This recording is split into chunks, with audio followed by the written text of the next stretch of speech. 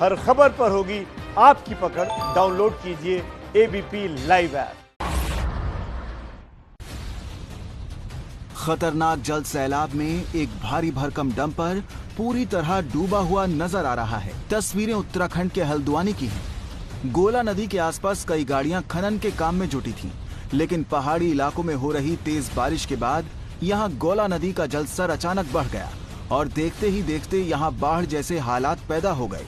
यहां काम कर रहे लोगों ने किसी तरह भागकर अपनी जान बचाई, लेकिन वहां मौजूद कई गाड़ियां पानी की जद में आकर नदी में बह गईं।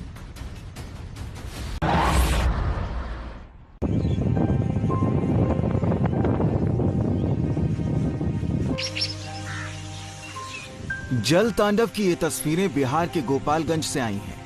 लगातार बारिश के बाद यहां गंडक नदी उफान पर है। नदी का जलस्तर बढ़ने से गोपालगंज के कई गांव डूब गए हैं। घरों और दुकानों में पानी भर गया है। यहां बाढ़ के खतरे का मुआयना करने निकले डीएम और बाकी अधिकारियों को नाव का सहारा लेना पड़ा।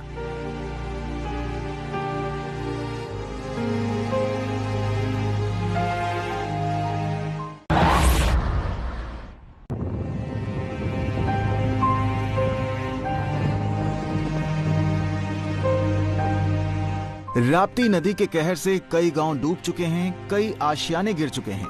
तबाही की ये तस्वीरें यूपी के श्रावस्ती की हैं। राप्ती नदी में आई बाढ़ से कई गांव बर्बाद हो गए हैं। अब लोग अपना गांव घर छोड़कर पलायन करने को मजबूर हैं।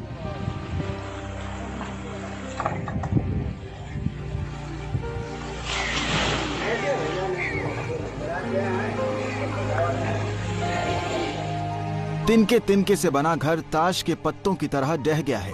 बचे हुए ईंट पत्थर लेकर अब लोग गांव से दूर घर बसाने की तैयारी कर रहे हैं।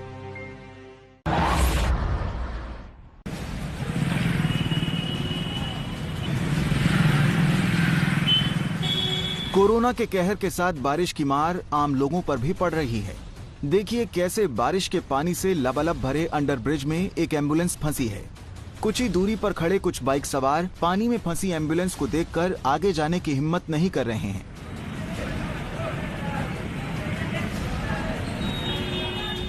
तस्वीरें यूपी के इटावा की हैं, जहां मॉनसून की पहली बारिश ने प्रशासन की तैयारियों को पानी पानी कर दिया।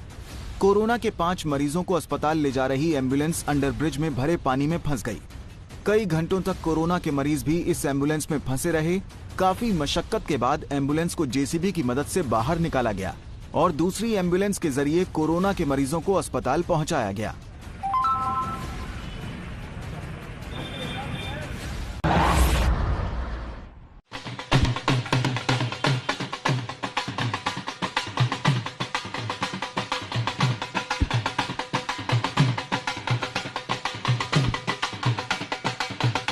ढोल नगाड़े बज रहे हैं। फूलों की बारिश करके और रेड कारपेट बिछाकर जिनका स्वागत किया जा रहा है, ये उन योद्धाओं में से एक हैं जो कोरोना को हराने के बाद एक बार फिर से अपना फर्ज निभाने के लिए तैयार हैं।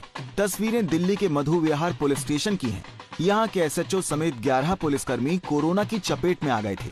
कोरोना से ठीक होने के बाद फर्ज के पक्के इन योद्धाओं का फिर से ड्यूटी पर जोरदार स्वागत हुआ।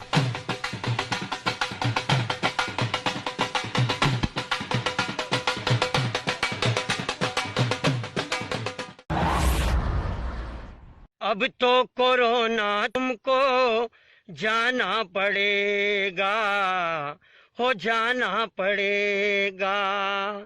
मजदूर हूँ मैं, घर में कुछ भी नहीं है, मुझको कमाना पड़ेगा, हो कमाना पड़ेगा। अब तो कोरोना तुमको जाना पड़ेगा। कोरोना तुमको जाना पड़ेगा। मास्क की वजह से पेड़ के पत्ते से मुंह ढके इस श्रमिक का दर्द सुनिए, जो गरीबी की दंश तो झेल रहा है, बावजूद इसके कोरोना को चुनौती दे रहा है। के भरोसे कब तक ये घर चलेगा, मेहनत करूंगा तभी चूल्हा जलेगा। औरों के भरोसे कब तक ये घर चलेगा, जरूरत की चीजें घर में बिसाना पड़ेगा, हो बिसाना कोरोना की वजह से कई लोगों पर रोजी रोटी का संकट आ गया है और ऐसे वक्त में गाने के जरिए इस शख्स ने पेट पालने की मजबूरी को सुरों में पिरोया है। कमाना पड़ेगा, हो कमाना पड़ेगा, अब तो कोरोना तुझको जाना पड़ेगा, हो जाना पड़ेगा। चीन हमले को बदला चुकाने, सैनिक शहादत को नहीं भुलाने। गाने के जरिए देश के वीर शहीदों को सच्ची श्रद्धांजलि देने वाली इस महिला का नाम प्रियंका पांडे है, जो एमपी के छतरपुर की रहने वाली हैं। गलवन घाटी को कलंक जो मिटाने से। प्रियंका पांडे बुंदेलखंडी भाषा में शहीद जवानों के शौर्य की गाथा सुना रही हैं। चीन हमले को बदला चुकाने, सैनिक शहादत को नहीं भुलाने। खुद के लिखे गीत के जरिए ये महिला चीन को सबक सिखाने की बात कर रही हैं और शहीदों के बलिदान को याद दिला रही हैं। प्रियंका पांडे का ये गाना सोशल मीडिया पर काफी वायरल हो रहा है। चीन की मिटाने, सैनिक शहादत को नहीं भुलाने।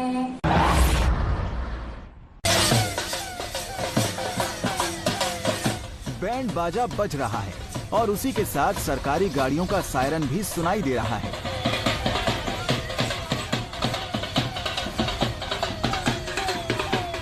तस्वीरें एमपी के रीवा की हैं। ये सारा इंतजाम किसी खास अतिथि के स्वागत के लिए नहीं, बल्कि उन बिन बुलाए मेहमानों के लिए किया गया है जो किसानों की साल भर की मेहनत को देखते ही देखते चट कर जाते हैं। हम यहाँ टिड्डियों की बात कर रहे हैं। एमपी के रीवा के मनगवा में टिड्डियों का दल पहुँचने से किसान दहशत में आ गए। बारिश की वजह से कीटनाशक दवा का छिड़काव नहीं हो सका, तो प्रशासन ने बैंड बाजा बजवाकर टिड्डियों के दल को भगाने की कोशिश की।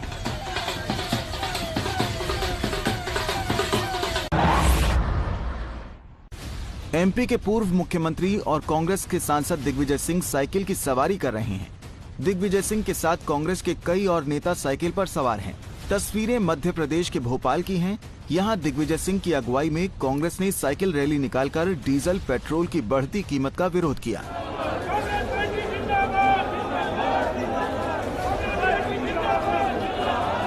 पेट्रोल डीजल के दाम आसमान छू रहे हैं, जिसको मुद्दा बनाकर दिग्विजय सिंह सड़कों पर उतर आए हैं। फिलहाल इस वक्त देश में सबसे महंगा तेल भोपाल में ही मिल रहा है। बोलते रहे, विक्की भाई मेरा बॉस है, विक्की भाई मेरा बॉस है, विक्की भाई मेरा बॉस है, विक्की भाई मेरा बॉस है, विक्की भाई मेरा बॉस है। अपराधियों के मन में जब पुलिस और कानून का डर खत्म हो जाता है, तो देखिए कैसे वो आम लोगों को अपनी गुंडागर्दी का शिकार बनाते हैं। बोलते रहे, विक्की भाई मेरा बॉस है, विक्की भाई मेरा बॉस है। देखिए कैसे एक लड़के से कुछ लोग उठक बैठक लगवा रहे हैं और उसकी पिटाई कर रहे हैं। विक्की भाई मेरा बॉस है, विक्की भाई मेरा बॉस है, विक्की भाई मेरा बॉस है, विक्की भाई मेरा बॉस है। वीडियो महाराष्ट्र के ठाणे का है, जिसमें कुछ लोग एक शख्स की पिटाई कर रहे हैं और उससे किसी विक्की भाई को बॉस कहने पर मजबूर कर रहे हैं। विक्की भाई मेरा बॉस है, विक्की भाई मेरा बॉस है, विक्की भाई मेरा बॉस है। विक्की ठाणे का एक कुख्यात अपराधी है और उसके गुर्गों ने हफ्ता वसूलने के लिए इस लड़के को पूरी तरह से पीटा और घटना का वीडियो बनाकर मार खा रहे लड़के के खिलाफ फर्जी मैसेज वायरल कर दिया। मामला पिछले महीने का है। वीडियो सामने आने के बाद पुलिस ने 5 आरोपियों के खिलाफ मामला दर्ज कर लिया है।